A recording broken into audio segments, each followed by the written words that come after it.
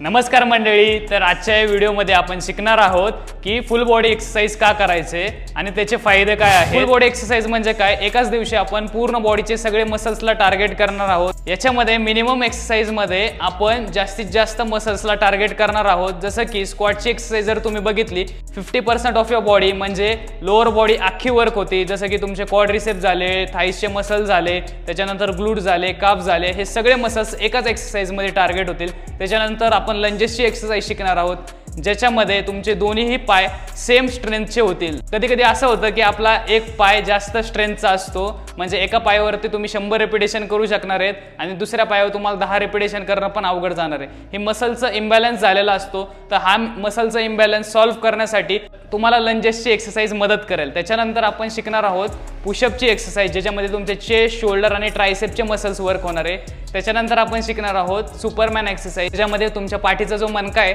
त्याच्या साईडला जे मसल्स असतात, ज्याला इरेक्टोस्पायनल मसल्स म्हणतात, त्याला वर्क होण्यासाठी मदत होईल, त्याची स्ट्रेंथ वाढेल आणि तुमच्या पाठीचे सर्व स्नायू स्ट्रॉंग होतील। तर आता आपण शिकणार आहोत स्क्वॉटची एक्सरसाइज कशी करायची आहे। तर स्क्वॉट्स करताना तुम्हाला हिप डिस्टन्स म्हणजे तुमच्या हिप एवढं डिस्टन्स ठेवायचं आहे।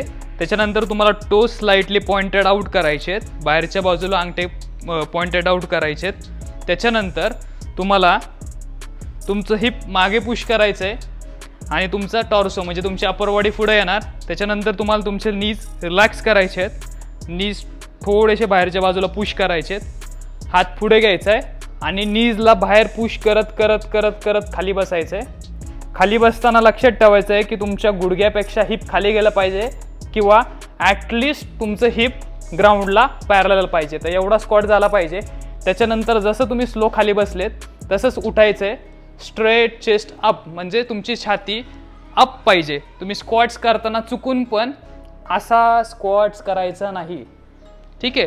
तुम्हाला काय करायचं आहे, स्लो करा, एक जरी स्क्वॉट केला तरी चालेल, पण तुम्हाला परफेक्ट स्क्वॉट करायचं आहे की तुम्हाला हिप मागं पुश करायचं आहे, नी रिलॅक्स करायचे आहेत, बाहेरच्या बाजूला नी पुश करत करत स्लो खाली बसायचं आहे अँड अप। ही झाली स्क्वॉटची एक्सरसाइज। स्क्वॉट्स केल्याने तुमच्या पायाचे स्नायू मजबूत होतील, तुम्हाला म्हातारपणी स्वतःच्या पायावर चालता येईल, पायऱ्या चढता येतील, पायऱ्या उतरता येतील, तुमच्या बॉडीची जी पण मुवमेंट होणार आहे ही पायांनीच होणार आहे।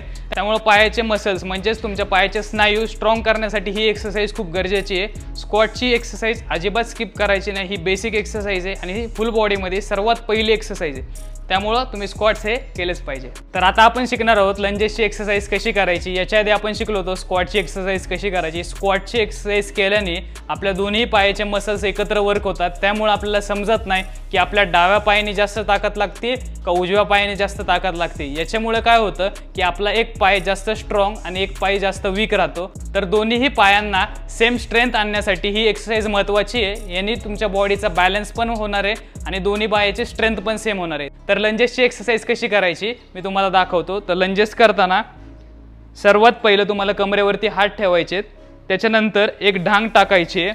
आता पायामध्ये अंतर किती घ्यायचं, तर खाली न बघता एक ढांग टाकायची पुढं, त्याच्यानंतर तुमच्या पायाची टाच मागच्या पायाची आपोआप वरती येणार, ती तिथंच लॉक करायची।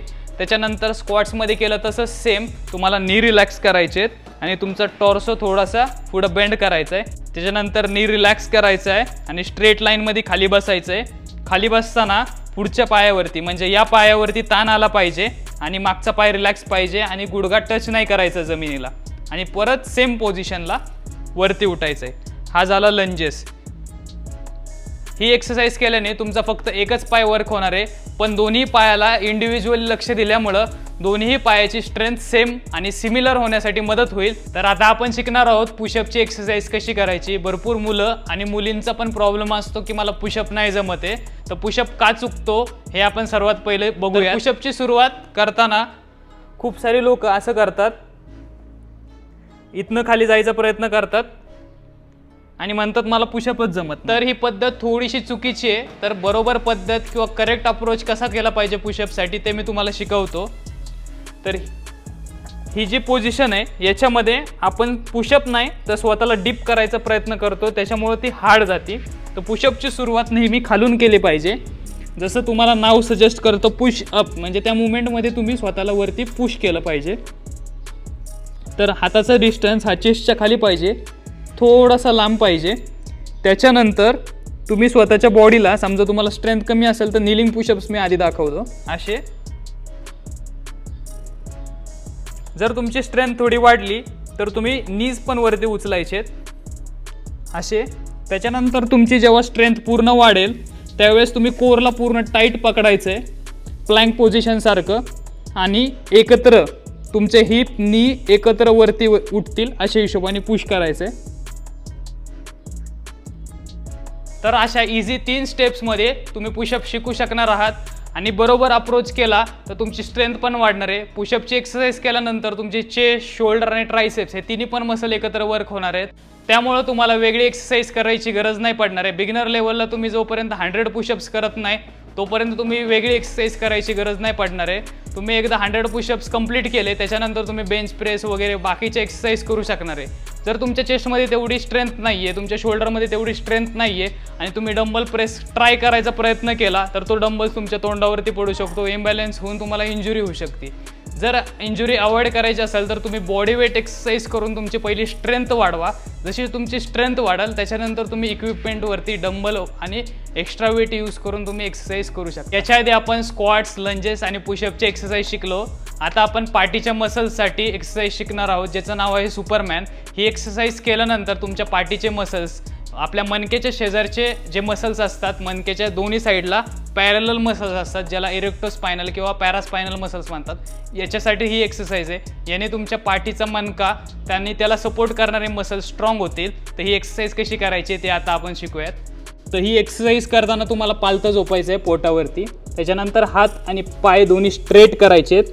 हात शोल्डरमधून आणि पाय हिपमधून वरती उचलायचा प्रयत्न करायचा आहे अशा फॉर्ममध्ये, आणि परत खाली सोडून टच न करता परत वरती उचलायचं. ही झाली सुपरमॅन मुवमेंट.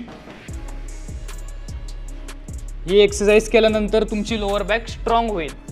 आता असं होणार आहे की जसं आपण स्क्वॉट्स केले, स्क्वॉट्समध्ये दोन्ही पाय एकत्र वर्क झाले, तसंच या मुवमेंटमध्ये पण आपल्या बॅकचे पॅरास्पायनल मसल्स दोन्ही साईडचे एकत्र वर्क झालेत. आता आपल्याला काय करायचं आहे, एका साईडचे मसल्स एका टाईमला वर्क करायचे आहेत, नंतर दुसऱ्या साईडचे मसल्स. ठीक आहे, त्याच्यासाठी कशी एक्सरसाइज करायची आहे तर तुम्ही असे एक्सरसाइज करू शकता. तुम्ही right leg and right hand एकत्र यूज करू शकता असं. त्याच्यानंतर अपोजिट साईड अशी, किंवा तुम्ही अल्टरनेट पण करू शकता, right hand and left leg. याने तुमची रेंज ऑफ मोशन थोडीशी वाढेल आणि बॅकचे मसल्स जास्तीत जास्त इन्व्हॉल्व होतील. सेम तुम्ही ऑपोजिट साईडला करू शकता.